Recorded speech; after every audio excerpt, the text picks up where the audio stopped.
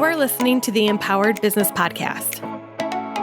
I'm your host, Monica Froese, a mom of two and your secret weapon to creating a six-figure digital product business. I'm on a mission to help 1,000 women make $100,000 a year. That's right, $100 million towards financial independence for women. As an online business expert, I am teaching you everything I know right here week after week, so you can join us on the journey to $100 million. Sound good? Then let's jump in.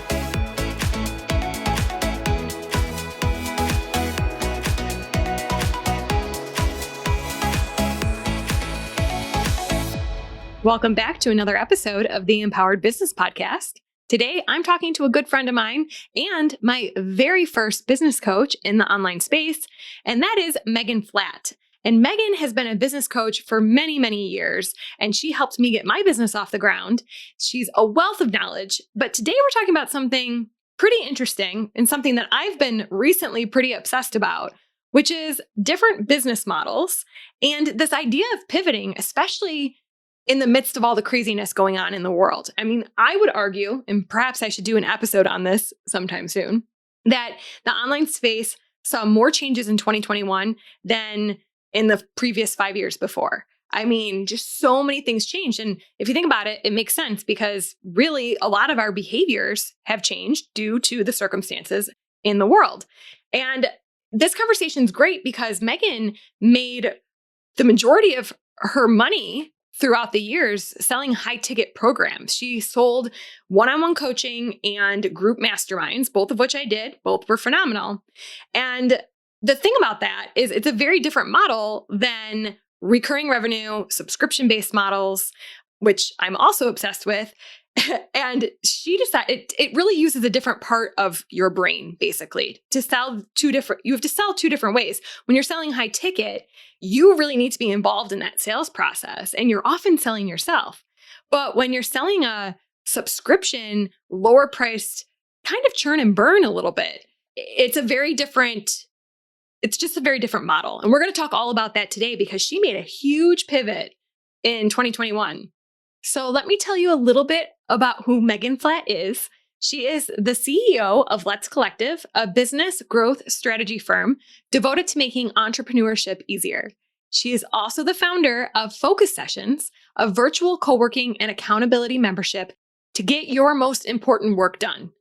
Let's Collective's mission is to help small businesses scale without burning out through strategic planning, revenue-focused decisions, and science-backed accountability. Megan is obsessed with lattes, Post-it notes. Oh yes, I got my love of Post-it notes from her, and helping women make money. So it seems like we might have a lot in common. All right, so let's dive right in and start talking to Megan. Megan, welcome to the Empowered Business Podcast. I am thrilled to have you here. It's always a pleasure when we get to talk. I am so thrilled to be here, Monica. Thank you for having me. Oh, of course. And for context, I always like to give context for people listening. They know that a lot of my guests I have some sort of history with, and you are no exception.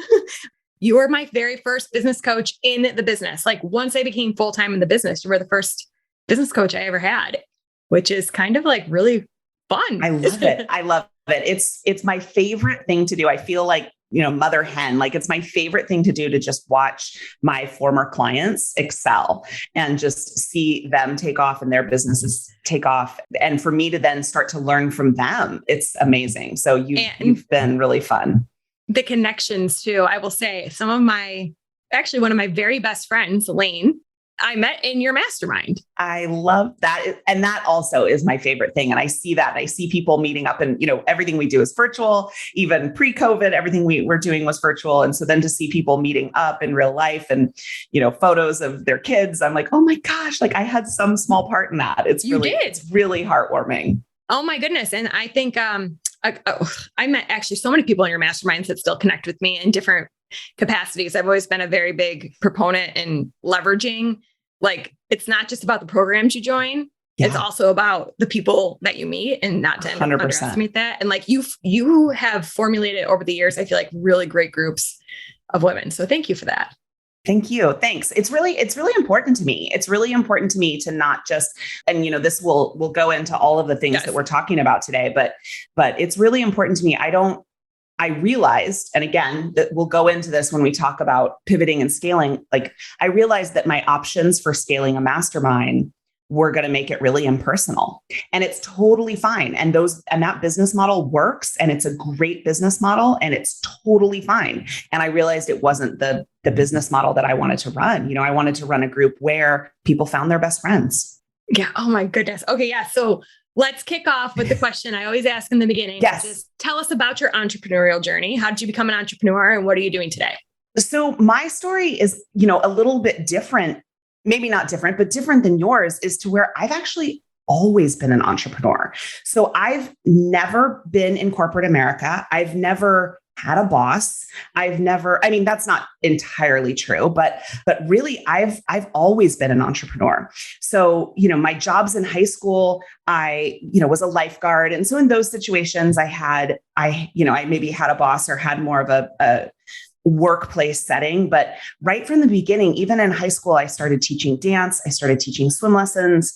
Into college, I continued those things. And so I've always kind of done things, even when I was working at a, fitness facility. I was a personal trainer. So even when I was working at a gym, whether I was personal training or teaching swim lessons or teaching dance, it was always very entrepreneurial. I was coming up with my own programs. I was setting my own schedule. I was setting my own pricing, even if I was under the umbrella of something else. And I'd been a personal trainer for almost 20 years, and I was working with pre and postnatal women. That was my expertise, my area of expertise in the fitness industry. That's what my college degree is in nutrition and exercise science. So it was while I was working with these women that were at these transition points in their lives. A lot of my clients, where I lived, the type of gym I work at, I was getting really high-powered executive women that had Ivy League degrees, that had huge careers, that had all of this. And then they were having babies, and they were making this decision, like, what do I do now? Do I give up on my career? Do I give up on, everything I've worked so hard for and stay home with my kids? Or do I go back to work and, get a nanny and a daycare and do that whole juggle? And so I always joke it was the conversations we were having, between the bicep curls, because I had been an entrepreneur my whole life, that I started having conversations with these women like, well, what if you could do a hybrid? What if you could be home with your kids more of the time or all of the time? What if you could use the skills and talents that you have that you're using in a corporate setting and, do something for yourself? And I will never forget the day, and she's still a client to this day. I will never forget the day when one of my clients, I would go to their houses, and she opened the door and she was wearing, street clothes, not workout clothes. And I thought, oh, like I must have gotten the day wrong. I must not, and she said, can you come in? Can we just sit at my kitchen table and talk about my business instead of working out today? And I went, and she's like, I'll still pay you. And I went, oh, yes, we can. And so that's kind of the start of my entrepreneurial journey was like, oh, just like I was helping people with their fitness, people wanted help. It's all the same. I use the fitness analogy all the time. It's like people wanted help, like setting goals, setting up plans. And so that's kind of where I started. And that was, gosh, I literally can't remember right now. Maybe 2010, somewhere in there, 20. Yeah. Well, okay. So eventually the way, like when I started coaching with you and when I joined your mastermind, it was like the mama CEO. So you were very like mirroring, how do you bring together your mom life and your home life and your business life? Yeah. And how do you like holistically plan? And that was what it was. Now that was probably around like 2015, 2016 window. Yep. And that lasted for a few years, right? Where it was really for a long time. Yeah. Okay. For a long time. Yeah. And then you rebranded it into Let's Collective. And I feel like that was almost short-lived. Is it still a thing? Talk to us about that pivot right there. Yes. Okay. So this brings us to 2020. This brings us to March of 2020. And when I foolishly thought, and I thought I was so smug because my kids were out from school, they closed schools for 2 weeks. And I was so smug because we had, the way the closures worked was they said schools were going to be closed for 2 weeks.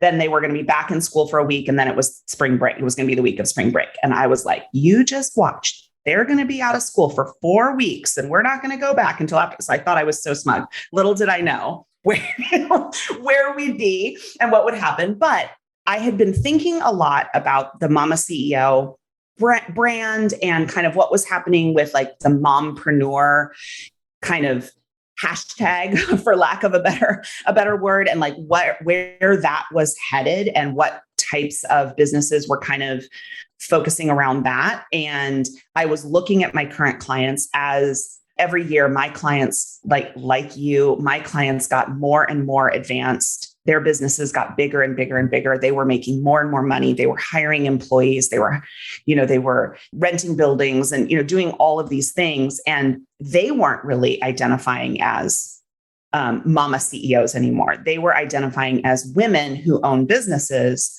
who also have children. And the second thing that was happening was I was really wanting to be more inclusive. I was wanting to use more inclusive language. I was wanting to make sure that I was a safe, welcoming space for all sorts of different type of people. And it was really hard to do that with the language of mama, so heavily ingrained in my brand. And so it was, end of March, April of 2020. And I thought, oh, this is the perfect time to do a little facelift, right? And it always starts out as just it didn't start out as a rebrand, right? It was like, oh, the website hasn't been updated in a while. Let's take this time where, things are a little bit, we're offline a little bit and things are a little bit chaotic. Let's just do a little refresh. Let's refresh the copy. Let's refresh. And then that, of course, then ballooned into this whole design. Or this whole rebrand. And it was like, okay, well, now we're renaming, now we're doing a new logo, this whole thing. So, and that's where Let's Collective came. And I still feel like women who run businesses and people who are socialized to be women or feel comfortable in that space are still my ideal client that are running businesses while also raising families or doing other things that pull their time and they want to be able to have that flexible schedule. That's the other thing that happened to me was in 2019, both of my parents independently had medical events happen. And both times I was able to pack up my laptop and go help my parents. And so I saw that happening for myself and for my clients too. It's not just about babies anymore. It's all of the things that are important to us in our lives. So that's kind of a long answer to where the pivot came from. But very good context because so Let's Collective still at its basis though was to form mastermind groups. It just wasn't based in the mama space. Yes. Yeah. The language. Yeah. But spoiler alert, it was sort of short-lived, right? Because then you had another child that you birthed, another brainchild you birthed, which is focus sessions. Okay. So, and we've gone around and around about focus sessions too. And kind of this question that you're asking, like, is Let's Collective still around? What's happening? And so basically, again, jumping to the end of the story, and then we'll come back and spend a lot of time talking about focus sessions, is that Let's Collective absolutely still is around. And, kind of jumping to the end of the story, Let's Collective is basically the parent company. So Let's Collective, our motto at Let's Collective is we make entrepreneurship easier. And we make entrepreneurship easier by helping our clients make revenue-focused decisions. We help our clients make strategic plans, and we help our clients with science-backed accountability. And this is in the form of mastermind groups.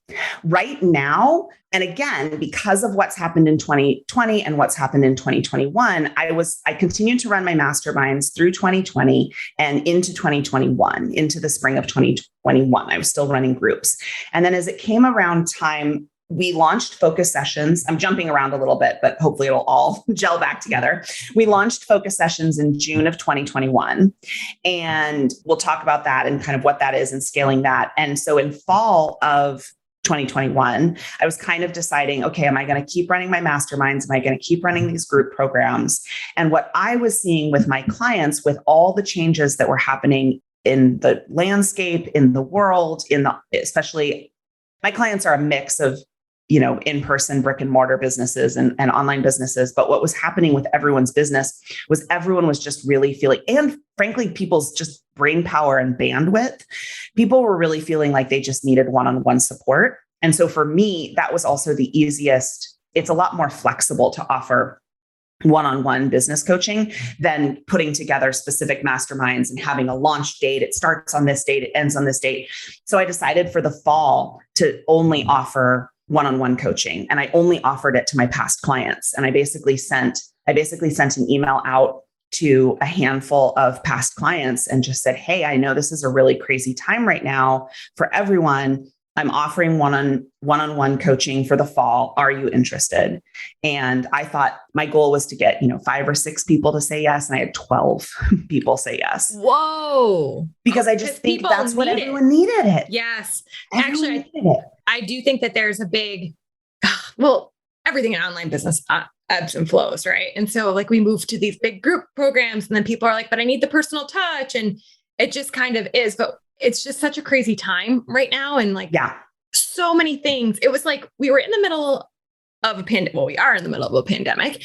And then all these changes happened with Apple and Facebook fighting. And then Apple went after email marketing as well, and privacy changes, and just a lot of things in the online space changed. And I think sometimes it's just, it feels very lonely doing it. You're like, wait, I'm seeing this happening. Or is other people seeing this happening? Like I had a great conversation with another friend of mine who just validated. I was like, it feels like everything kind of shut off all at once. And like, I have like reasons why I think that is. And she just said to me, I just want to validate that what you are seeing is really happening.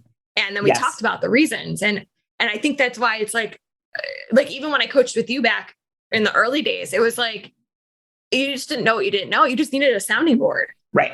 And that's what people needed. And with hindsight and with the 10,000 foot perspective, I could look at those 12 people and probably 10 of them could have been in a mastermind. We could have, but I think people's brain spaces, the idea of joining a group program, the idea of having to start on a certain day, show up at Thursdays at 10 a.m. for a call. I think that was just too hard for people they couldn't wrap their brains around making that work. And so the idea of, hey, let's do this. It's going to be, it's going to be calls every other week. I'll check in with you every Monday, reach out when you need support. Like it wasn't super formulated. It was like, what do you need? Let's just create. Like I said, I reached out all to past clients. And so it was, what are you working on now? What do you need? What kind of support do you need? And I think that people just felt like, and I did have some clients, especially because most, if not all of them had been in my past masterminds, some of them were like, oh, we love the group aspect. But I think people just time, brain space, brain power to even feel like they could show up and hold space for someone else was just not there. And so I switched to one-on-ones, and I love it. And we'll talk about this in transition. I love getting all up in people's businesses and just like, let's drill down on this. Let's talk about this instead of having to kind of generalize things more and more and be like, this month we're talking about marketing, or this month we're talking about this. I love just being able to be like, okay, what are you struggling with right now? Oh, you're struggling with hiring? Great. Let's talk about that. What are you struggling with? Oh, financial forecasting? Great. Let's talk about that. So it worked really well. And I think it was a little regenerative for me too, because I was one of those people going, what the heck? Like, what are we doing? What's happening here? How do we do this now? And so kind of going back to my roots of that one-on-one, personal training, it was helpful for me too. So while you're doing these one-on-ones, we touched on a little bit, but we got to talk about the focus sessions, because really the focus sessions are kind of underneath from like a structure perspective, Let's Collective, but it's actually its own entity. Yes. I mean, it's like a whole different business, really. Yep. And we set it up that way really intentionally. So talking about pivoting, I have to go back a couple of years. I have to go back, I think it was 2019. And I had, I belonged to a local group. They have chapters all over. It's called EOA, Entrepreneur Organization Accelerator. It's for businesses that are making between 250,000 and $1 million. EO, Entrepreneurs Organization, is an international organization for businesses that are making over $1 million. And this is their accelerator program. The idea is like they pair you up with a mentor, and it's to help get you into this program.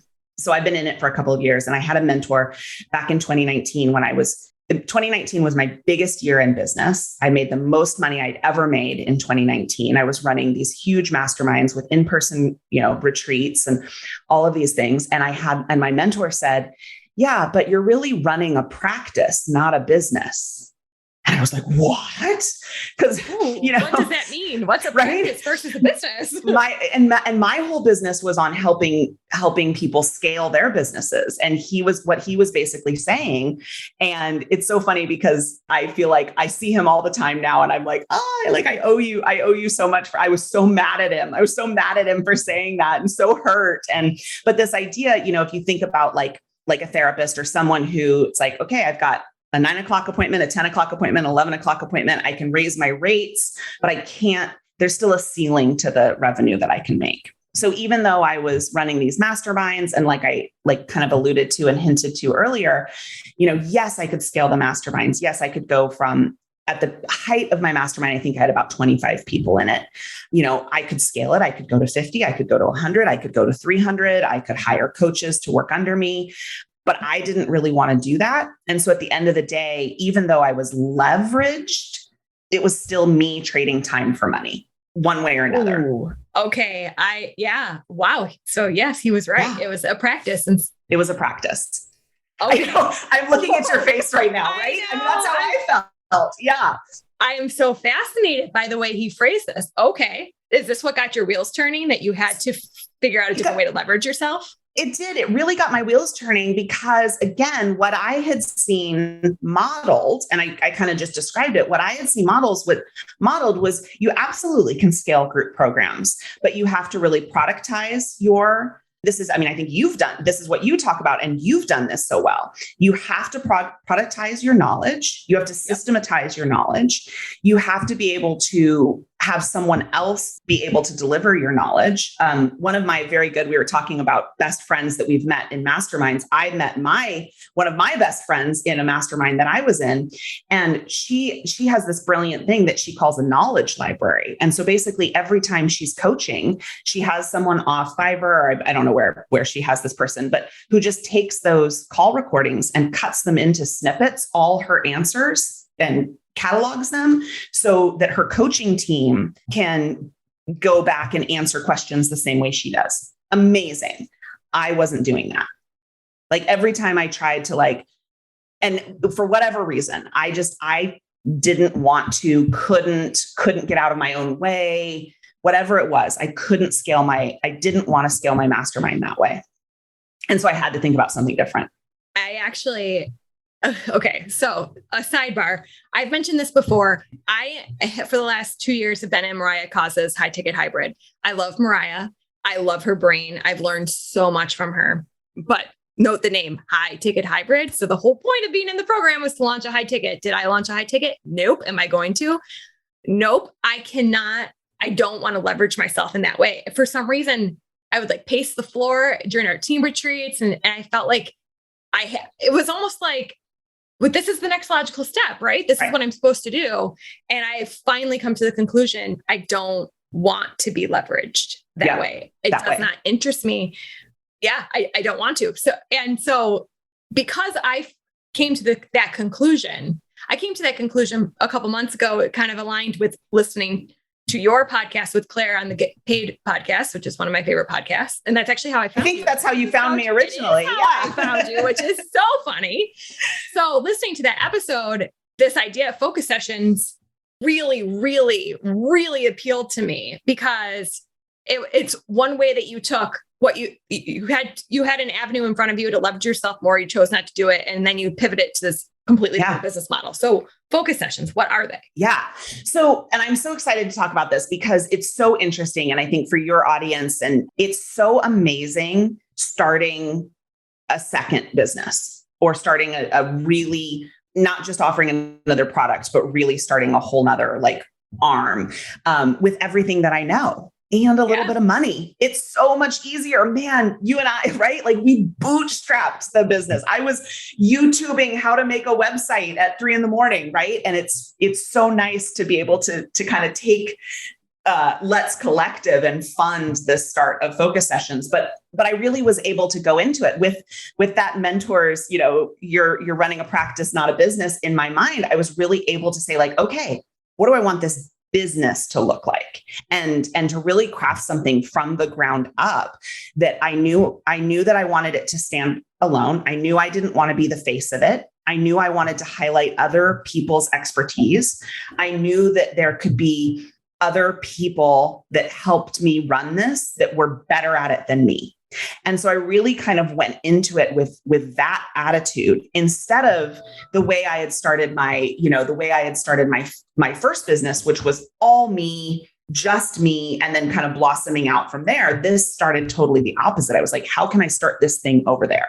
So focus sessions are dedicated, distraction-free virtual co-working sessions. It's a membership model. We offer 90-minute co-working sessions. We offer over 16 sessions a week at all different times of the day. They're all hosted. We use a science-backed framework to help you get your most important work done. And I always use my fitness analogies. Focus sessions are like a gym, but it's for productivity. So it's not a course, it's not a membership. You're not learning anything new other than our focus technique. You're bringing your most important work, whether you're working on a sales page for a new program, whether you're writing your memoir, whether you are writing a legal brief, like whatever your most important work is, you bring that to a focus session. We help you get focused and you get your most important work done. So it's like selling them space. Yes, absolutely. We are selling dedicated, distraction-free space. Okay. But now you went from here, sign up for this program. Here's how much it costs. Here's how many people I can have in it. You could do the math on that to, oh, now I'm going to charge a recurring monthly charge. And you have no idea how many people you're going to get into the sessions. So like where did you even start? Yeah. So we knew we wanted it to be low cost. So right now a focus session membership is $40 a month because we really wanted this to be something that you added on. We wanted it to be something, so often when we're choosing business programs or coaching or things like that, you're like, oh, I'm going to work with this coach or I'm going to do this program right now because you're doing their thing. You're doing their curriculum, their homework. It takes up time, right? So what we wanted to make sure that we were offering something. One of our core values is that it's really accessible. So that comes into play with the price, but also with how many different sessions we offer a week. Because when I was looking at competition and things like that, there were other people that were doing this, but it's like Tuesday, Thursday at 11. And it's like, okay, well, if you can't make it Tuesday and Thursday at 11, it's not very accessible. So we wanted it to be something that you could take the work you're doing, like in Mariah's course or in whoever's course, or one of your clients that has purchased one of your programs could come to focus sessions and get that work done. Okay. So there's 16 sessions that you can choose from, unlimited in a week. So I could theoretically, I could show up to all 16 sessions as a member. Absolutely. For $40 a month. Now, how does this work for the people who run it? How do they get paid? So I have 6. Well, so the first thing I did is I knew that I wanted to hire someone to help me run it. So like lucky me, I had been a business coach for, 10 years. And one of my long-term team members who's still on my team, we kind of sat down and we were thinking about people to host these individual sessions. And we kind of were brainstorming who of my past clients might make good hosts. And to back up quickly too, we had been doing these virtual co-working sessions inside our mastermind. So you probably experienced them. We had been doing these, get it done virtual co-working sessions as part of our mastermind, this holding space, this holding accountability, show up, but we were doing them once a month, or at one point in the mastermind, we were doing them one time a week, but it was still, kind of a limited amount of time. But I knew that my clients had experienced this. So we kind of were looking back at like what clients, and talk about like the funniest way to hire someone. We came up with one of my past clients, Miriam Burke. And I was like, oh my gosh, I would love for her to get involved somehow. And I literally sent her that email. I sent her an email. I was like, hey, I'm launching this new thing. I'm looking for hosts, but I'm also looking for someone to help me run it. are you interested in getting involved? And I just kind of left it like that. And she had a series, I mean, it was like kismet. She had a series of events kind of happen in her life, in her business, and she was really looking for something like this. And so really early on, before we even launched, I hired Miriam to help me run the program. And we call her the head focus finder, but she she helped create the training curriculum for the new hosts. She manages all the schedule, all of that. So right from the beginning, I wanted to even remove myself from that. From the operations, essentially. From the operations. Yeah, so she's operations. You're the big picture. You are truly the visionary of this idea, that you birthed the idea, and you deal with like the financial end of it, the forecasting projections. Okay. So I have so many questions about this, but let me ask this. What would you say is the single hardest thing that you've experienced pivoting into this completely different model? I'm not sure I can do a single thing. Selling a low cost. I mean, it's math, right? Selling a low cost thing. And this sounds so obvious, but like selling a low cost thing is so much harder than selling a high cost thing. And you're like nodding your head. Yeah. You know what? I have very conflicting thoughts in a way about that. Like, well, first of all, isn't the grass always greener? The grass is always greener. The grass is always greener. There are hiccups to both. I think it's going with the one that resonates the most with you and your personality. So I guess I could ask this. Do you think that selling high ticket more meshes with your personality? Do you feel that way? I do. And to kind of, I want to talk a little more about focus sessions and the pivot, but to like circle back to like, will I keep running masterminds? I think I will, but they'll look a little different, and I won't be pressured to be making all of my money or all of the company's revenue.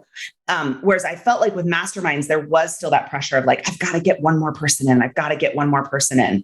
And I feel like when focus sessions is a little more stable, then I'll be able to say, hey, we're going to do a 6-person mastermind. We're going to do an 8-person mastermind and be able to still do that one-on-one coaching that I love, but be able to have something else that is bringing in that recurring revenue. So would you say like the summation is when you started it, it was a new thing. So you didn't know how many people to expect to get into it. So you kind of had to initially kind of jab in the dark. A little bit. Yeah. And it turned out it felt harder. Was it that it felt harder to get people in than you thought it would be? And was that like maybe just because you were still working on the messaging and being able to articulate exactly what the value was? Absolutely. Absolutely. And right now we're in the process. I'm working with a copywriter. So we launched in June. So we're, that is 6 months in, 7 months in. Right now I'm working with a conversion copywriter to make sure, because this is so different. I'm not doing sales calls. I'm not talking to someone one-on-one and telling them why this mastermind is a great fit for their business. So all of the marketing pieces, the social media, the emails, the copy on the website, that has to do the heavy lifting. Another, client of mine and mutual friend of ours, Meg Casebolt, she said something years ago where she said, your website has to be your best employee. And like my website didn't need to be my best employee when I was selling high-end masterminds, but it has to be my best employee now. So those are things that are kind of using air quotes, but those are the things that are harder about selling a low ticket, is all of those things need to be dialed in. And it needs to be, I keep using this word, it needs to be an engine, right? Like it needs everything to run a $40 a month membership has to be an engine where leads get dumped in. You need volume. That's what it comes down to. And I think it's a great business model. I love it. I'm so excited about it. We have 6 different hosts that all have each unique personalities, and I attend their focus sessions. I'm like, oh my gosh, this person is amazing because she starts out with an affirmation, and this person's amazing. Even though we have kind of a framework that they follow, they're allowed to have some kind of leeway within that. And I think it's such a cool, and I see such visions for how this can grow. But yeah, that being the driver and the backseat and the visionary and doing those financial projections. And we were talking a little bit about that before we started recording, like literally sitting down with a calculator and a pad of paper and saying, okay, what does it look like if there's this many members? What if it looks like if there's this many hosts? What does it look like if we, when we very first launched, we launched at $30 a month. And I was like, okay, we've got to raise the price because we've got to, tweak some levers here. And I think that's the thing that's trickier about running these types of programs is there's more levers to tweak. Yes, which makes modeling that much more complicated.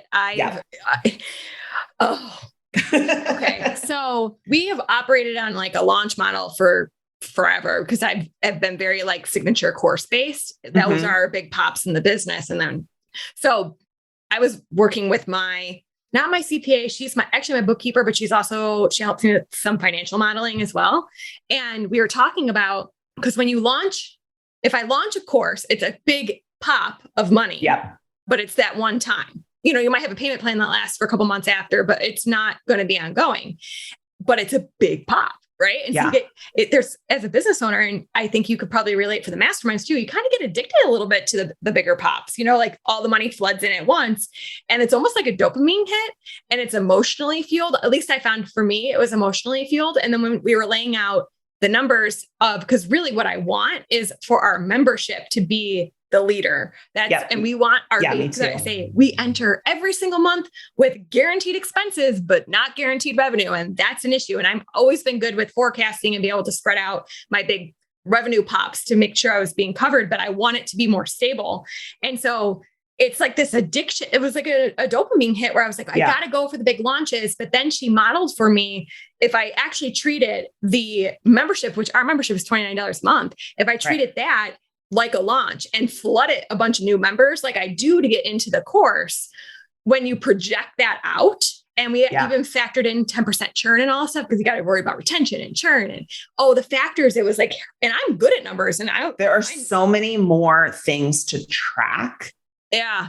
There are so many more, like we just said, there's so many more levers, because with a mastermind, people were signing up for, especially when I was running my year-long mastermind, people were signing up for 12 months. It was like, I was tracking like 3 things, and now it's like you're tracking like 30 things. Yeah.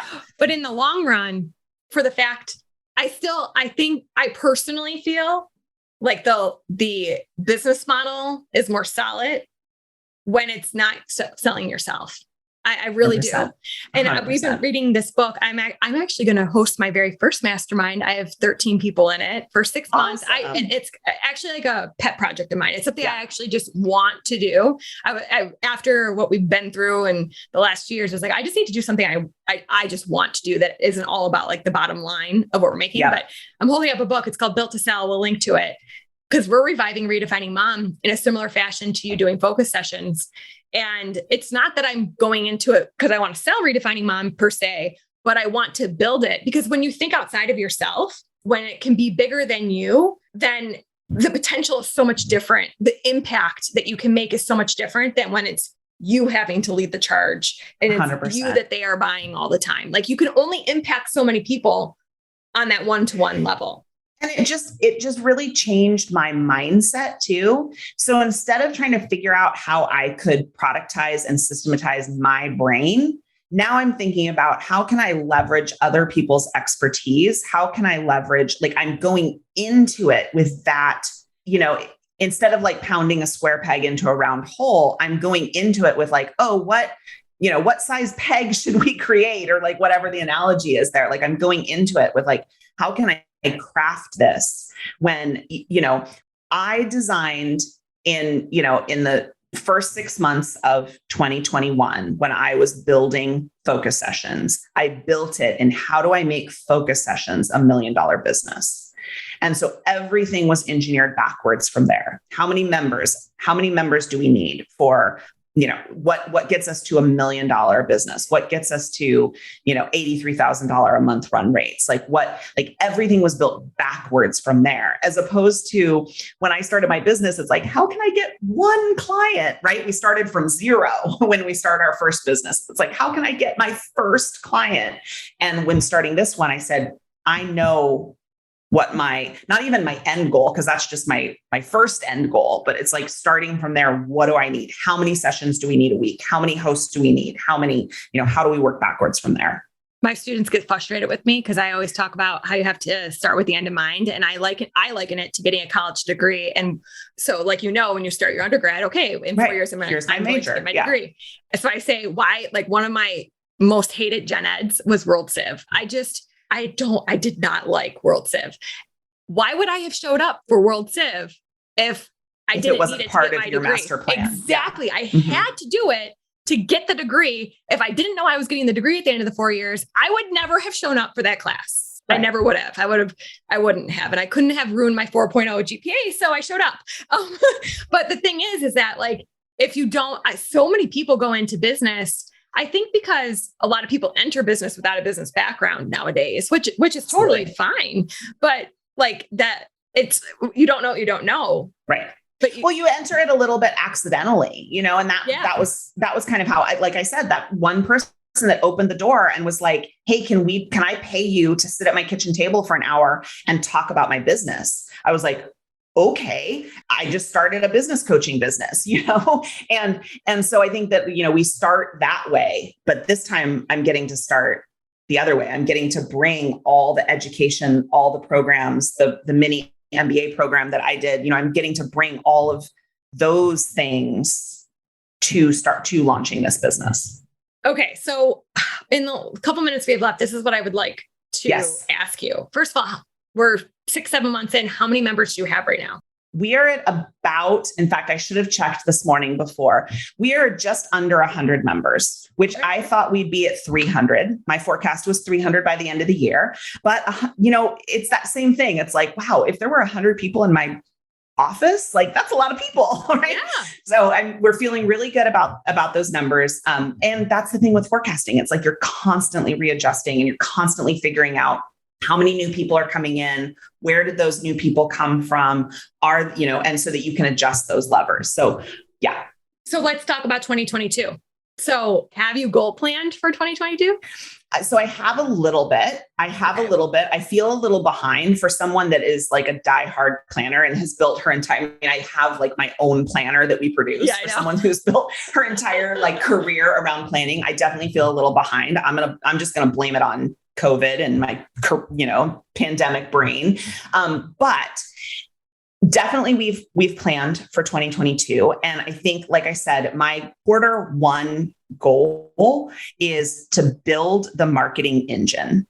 So we're really focusing on, again, building a machine instead of the goal being, which is what I did in 2021. I'm getting my years all mixed up here. I have no idea where we are. In 2021, I was really focused on, and when I did my projections, it was like, how many members are we going to have, right? That lag goal, like how many members do we want? And that's fine because you need those to do the math to figure out what your revenue is going to be. But what I really want to focus more on in 2022 are the lead goals. So how many partnerships do we need? How many affiliates do we need? How many leads do we need coming in on from a Facebook ads? How many podcast interviews do I need to do? Like focusing on those and really creating, like I was putting together a presentation for this mentorship group that I'm still in, and I used a picture of a car engine.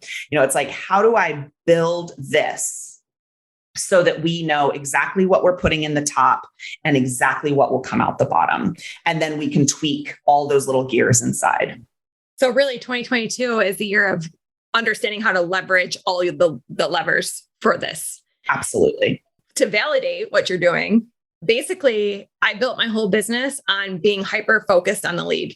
That is why people are always very surprised by like how big my email list is and stuff. And they're like, how did you do that? I'm like, because I cared about the conversion intentionally 100% of the time. Yeah. 100% of the time. I don't care about vanity metrics. It's funny how many people get caught up in vanity metrics, and I just don't. And I've always been so hyper-focused on the conversion. And for me, the conversion was either you're going to get on my email list. Well, it's always you want them to pay you money, but for me, it's dual. Get on my email list so you're in the world that I can communicate with, and then become a student or buy a passive product, whatever it is. And I feel like I now have the opportunity to do that because like we said, I was always really concerned on the delivery. And I think a lot of business owners, right? We go into business because we want to do the thing we want to do. We want to be we want to give health advice. We want to, teach people how to build websites. Like we want to do the thing that we sell. We don't want to sell the thing that we sell. And so with my masterminds, I spent so much of my time That's my favorite thing to do, like working with my clients. But now I have a whole team of people that are dedicated to serving my clients. And so I get to focus on bringing new clients in. I love it. Well, I would actually love to do a follow-up with you, like towards the end of 2022 to see like how this changed. Cause I'm currently very fascinated by different business models, and like just seeing your brain like have to flip over from one way to the other and like what that's going to mean to you or for you. And I'm sure great things because you get it. Like, it's not like you don't get it. You get it. It's just a matter of executing on it. So I'm very fascinated to see how 2022 shapes up for focus. Me too. You'll hold me accountable then. I'm going to do my planning and my vision board and everything. I'm putting Monica and the Empowered Business podcast on my vision board. Like, okay, when I come back at the end of 2022, I better have some good stuff to tell you. And even if you don't, first of all, we just got mugs done and notebooks and everything. And I'm sending them to my mastermind people of I don't do failure. And I always say that does not mean that you don't fail. It just means you don't accept, like you don't stop there. You don't stop. Like, I don't understand the whole, it didn't work. When people come to me and they're like, my ads didn't work. I tried it once and it didn't work. Yeah. I'm like, cool. Well, if you're going to succeed in business, you better keep going. Like, I've gotten kind of tough love over the years. Cause it's like, no, like you can't accept failure. Like it doesn't mean you don't fail, but you got to learn from it. So even if 2022 doesn't go the way you want it, I have no doubt that you will take learning lessons from it and just do the next thing that you have to pivot to make it work. Like, cause that's what we do. That's why we're entrepreneurs at the end of the day. Right? Exactly. So if someone needs focus time, because I know I do, I have to say I definitely need focus time because I'm pulled a million different directions with having employees and stuff. So how do we connect with you and focus sessions? Absolutely. So come check us out at focus-sessions.com and you can sign up for a membership. We're going to be launching a higher tier membership that's going to in February. That's going to launch. It's going to come with some more planning and a few other features to the membership. And if you use the code, when you sign up for your membership, if you use the code EMPOWERED, then you'll get $10 off your first month. So you can come check it out and try a session. It's super easy. You can cancel anytime. We wanted to keep it super low key. So come try out a session, see how it works for you. If you run a business, if you have clients and you think that it would serve them, we do partnership and affiliate opportunities. So if it's something, we have people that are offering focus sessions as part of their program. So we do that as well. So if you're interested in any of that, you can always reach out to hello@focussessions.com or send me an email directly at megan@letscollective.co. Awesome. Well, we'll make sure to link to all that. Thank you for the coupon code. Yes. I really appreciate that. So we'll put that in the show notes as well. And, put me on your vision board. You're coming back. I want to hear about how 2022 happened and all the levers you pull. I love it. I can't wait. Thank you so much for having me on. This was really fun. Yeah, it really was. Thank you. Thanks for tuning in to another episode of the Empowered Business Podcast. If you want to get started creating your own digital products and don't know where to start, I am hosting a live 5-day free training that can help. It's called Digital Product Live, How to Discover Your Unique $1 Million Digital Product Formula. Head on over to empoweredbusiness.co/dash to join us live the week of January 24th, 2022. I'll see you back here again next week.